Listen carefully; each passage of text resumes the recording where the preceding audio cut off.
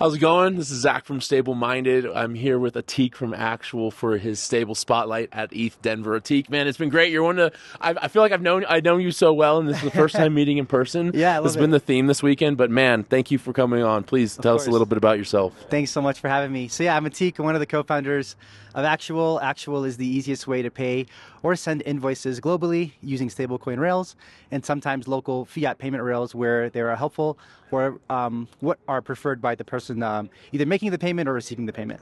I think that's one thing I love about your platform is although you're inherently built for somebody that's obviously using stable coins, it's not your main. I won't say it's not your main focus, but I think a large amount of your client base they're not necessarily crypto natives, and I wouldn't say you're building necessarily for crypto natives. Like, am I wrong? No, I think that's absolutely right. I mean, one of the things that's probably most important is just that people are looking for an easier way to accept payment. We talk a lot about this idea of borderless commerce, right? So, one of my favorite invoices I see monthly is a business in Brazil invoicing its client in Kazakhstan.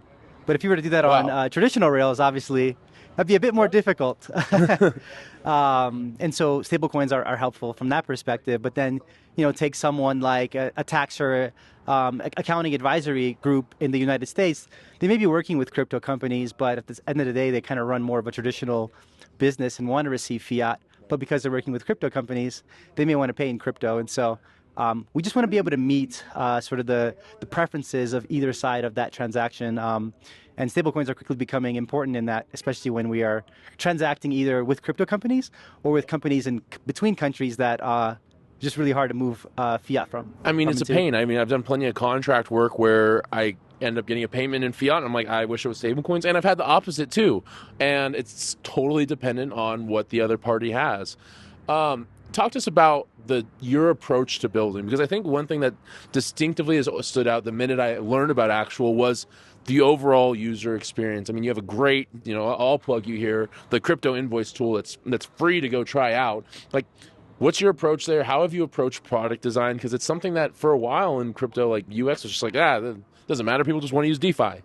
Yeah, for sure. I mean, as builders kind of from traditional like fintech products like Stripe and Google, I think one of the things that we quickly realize is that as tools just become more and more commoditized is the importance of user experience. And me being a designer myself, I just care a lot about that. I mean, I spent my career building in really unsexy product spaces, for developers and for finance teams. But at the end of the day, these are people that are going home to use iPhones and, apps like Airbnb and Instagram that are beautifully designed, and that shouldn't be absent from their work products either. And so, we care a lot about product from that perspective, and at the same time, we believe that that's our way to be differentiated as well. Is just really care a lot about craft and product experience, and we believe that ultimately that helps create more retention and happy users. How'd you land on, accounts payable, accounts receivable? I don't think when I graduated high school, I don't know if anybody was talking like, I want to build that. How'd you land on that? Did you ever want to build something else? Yeah, I mean, so funny enough, my co-founders and I, when we had met, we originally kind of united on culture. So Mo and I were like, "Wait, you're a Somali guy in tech? Yeah. This is cool." And then, I think quickly from there we realized we had complementary skill sets. Momo being kind of the sales and product genius, Isa, this really strong technical founder and engineer as well. And so, then me being a designer. We just wanted to build cool things together, and so we originally set out to build a dollar cost averaging platform.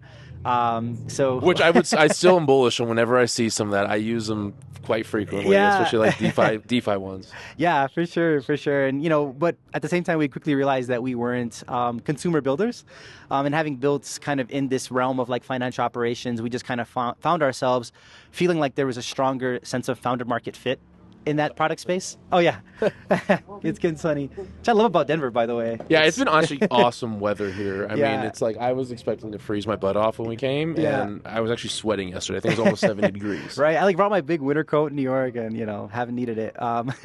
But yeah, I mean, in some regard, I guess it's sort of our kind of jobs leading us into working in products that were fitting for us to do what we're now doing, and at the same time using those same kind of principles of how we built caring a lot product experience, caring a lot about user experience, and trying to bring those worlds together to ultimately build a product that we believe that can be useful by a lot of businesses and freelancers around the world.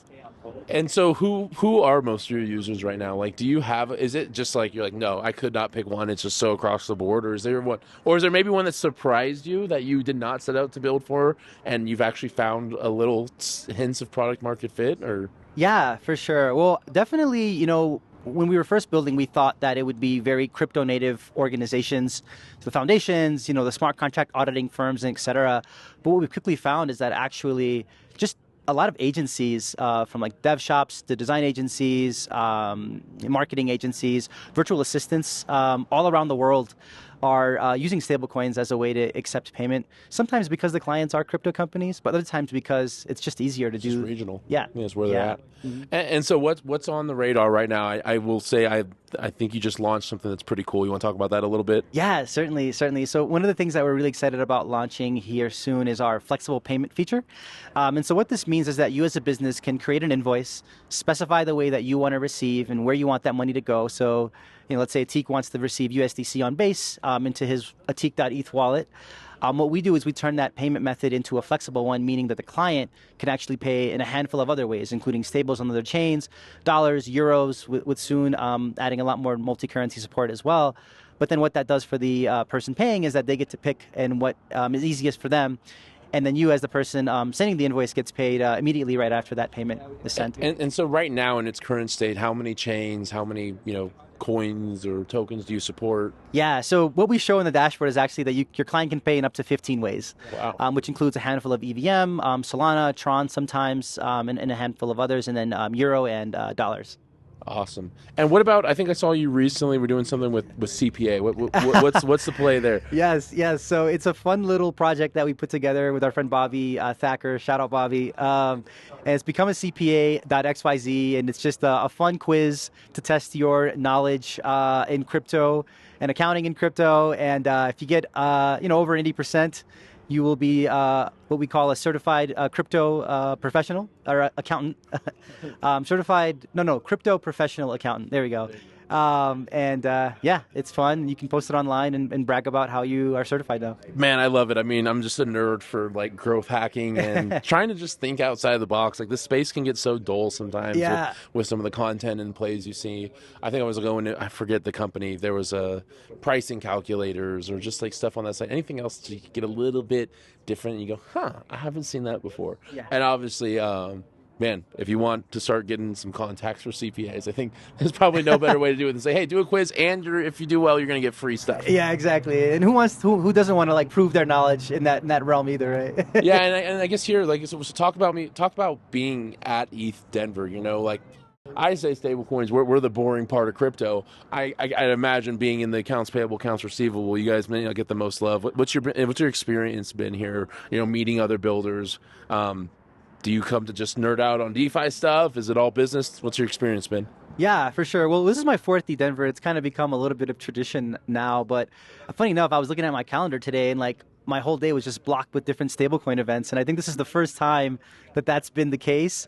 And so, a lot of friends didn't come out this year, and everyone's like, "Oh, ETH Denver's going to be dead." I wouldn't go if I was you, but I think it's been vibrant. I think it's actually filtered out a lot of quality over quantity. Yeah, 100%. I mean, that's our approach. It's like we're coming here to form relationships, like I said, with people that, one, are supporting us, but two, that we want to support as well. 100%, yeah. And so it's been great, and I can't wait for the rest of the week, and getting to meet you in person is obviously great. Absolutely. It was great to meet you, man. Before we go, any hot takes, any contrarian, anything you've heard here that just hasn't sat right, that you're just like, yeah, man, I got an interesting thought here. Yeah. Oh man, that's a good one. Well, I hear a lot about the stablecoin sandwich being the killer use case, but I think that it's more like a Subway.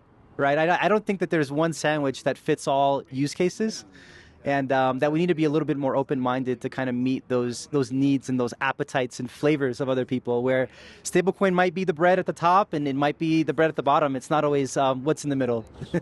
I love that hot take because we've definitely heard a lot about the stablecoin sandwich recently on the StableMind podcast, and I always love a contrarian take. So, Atikh, man, it was great to meet you. Great to have you on Stable Spotlight. Yeah. Thank you so much. We'll see you guys later.